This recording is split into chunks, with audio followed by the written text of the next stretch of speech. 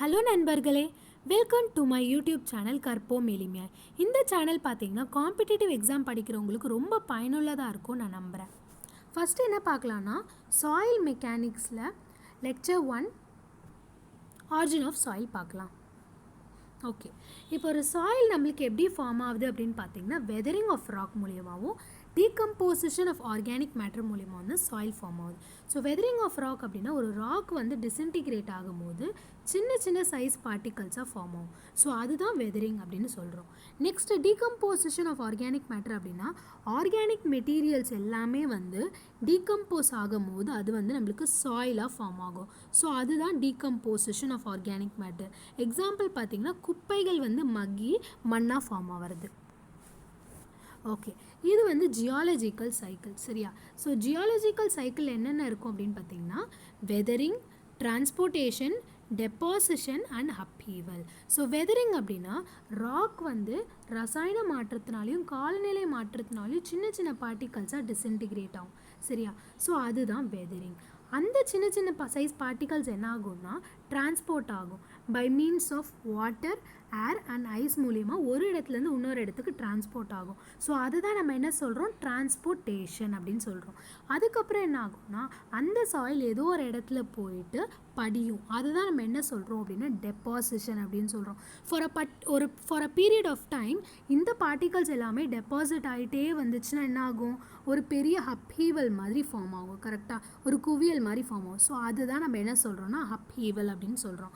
அப்போது இது என்னது, ஜியாலஜிக்கல் சைக்கிள் அப்படின்னா என்னது, weathering, transportation, deposition and upheaval. ஓகேங்களா? ஸோ நெக்ஸ்ட்டு பார்த்தீங்கன்னா வெதரிங் 2 டைப் இருக்குது. ஒன்று ஃபிசிக்கல் வெதரிங், நெக்ஸ்ட்டு பார்த்தீங்கன்னா கெமிக்கல் வெதரிங்.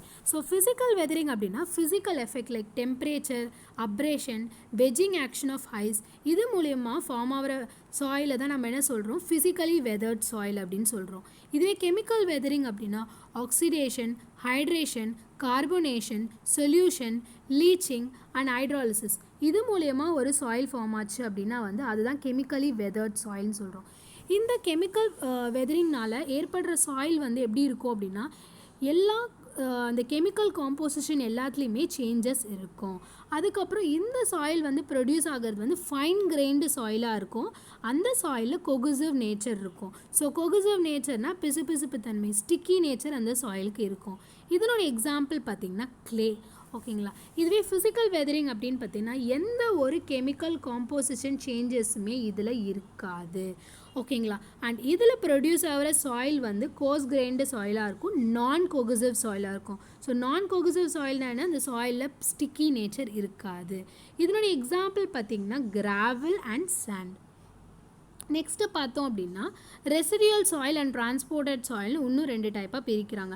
ஸோ அந்த ரெசிடியல் சாயில் அப்படின்னா என்னென்னா ஒரு சாயில் வந்து பேரண்ட் ராக் கிட்டேயே ஃபார்ம் ஆச்சு அப்படின்னா, பேரண்ட் ராக் எங்கே இருக்கும் அந்த இடத்துலையே ஃபார்ம் ஆச்சு அப்படின்னா அதை தான் ரெசிடியல் சாயில் அப்படின்னு சொல்கிறோம்.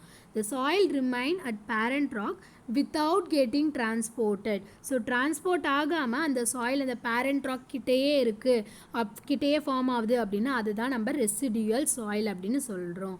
இந்த சாயிலோட எக்ஸாம்பிள் பார்த்திங்கன்னா black cotton soil and laterite soil. ஓகேங்களா? Next transported soil or sedimentary சாயில்னு சொல்கிறாங்க. ஸோ டிரான்ஸ்போர்ட்டட் சாயில் நம்மளுக்கே தெரியும், ரைட்? சாயில் ஒரு இடத்துல ஃபார்ம் ஆகி வேறு இடத்துக்கு டிரான்ஸ்போர்ட் ஆகி அந்த இடத்துல நம்மளுக்கு அந்த சாயில் கிடைக்குது, அதுதான் டிரான்ஸ்போர்ட்டட் சாயில் அப்படின்னு சொல்கிறோம். கரெக்டாக? ஸோ ஒரு ராக் இருக்குது, அந்த ராக் வந்து சின்ன சின்ன பார்ட்டிகல்ஸாக டிஸ்இன்டிகிரேட் ஆகி அது ஒரு இடத்துலேருந்து வேற ஒரு இடத்துக்கு டிரான்ஸ்போர்ட் ஆகி நம்மளுக்கு அங்கே செட்டில் ஆச்சு, செடிமெண்ட் ஆச்சு, டெபாசிட் ஆச்சு அப்படின்னா அதை தான் நம்ம என்ன சொல்கிறோம், டிரான்ஸ்போர்ட்டட் ஆர் செடிமெண்ட்ரி சாயில் அப்படின்னு சொல்கிறோம். ஓகேவா?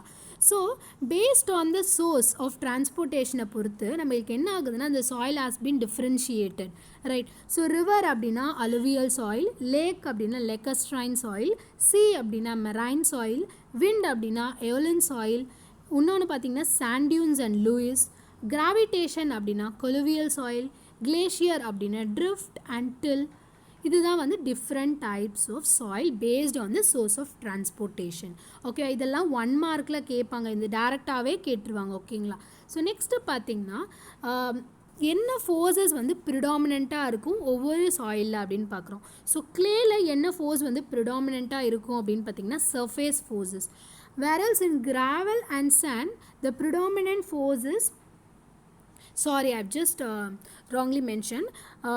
கிளேல என்ன இருக்கும் அப்படின்னு பார்த்தீங்கன்னா chemical forces, electrical forces and surface forces. Whereas in gravel and sand gravitational forces would be predominant. ஓகேங்களா? ஸோ நெக்ஸ்ட்டு பார்த்தோம் அப்படின்னா வந்து varved clay. So varved clay அப்படின்னா it is an alternate thin layer of silt and clay. So சில்ட்டும் கிளேவும் மாற்றி மாற்றி என்ன இருக்கும், அந்த லேயரில் இருக்கும். அதுதான் வார்ஃப்டு கிளே அப்படின்னு சொல்கிறோம். இதுவே மூரம் அப்படின்னா கிராவலும் ரெட் கிளேவும் இது கலந்துருந்துச்சுன்னா அதுதான் மோரம் அப்படின்னு சொல்கிறோம். நெக்ஸ்ட்டு பென்டோனைட் அப்படின்னா it is a decomposed volcanic ash and இந்த சாயிலில் பார்த்திங்கன்னா அதிகமான ஸ்வெல்லிங் அண்ட் ஸ்ட்ரிங்கேஜ் ப்ராப்பர்ட்டிஸ் வந்து இருக்கும்.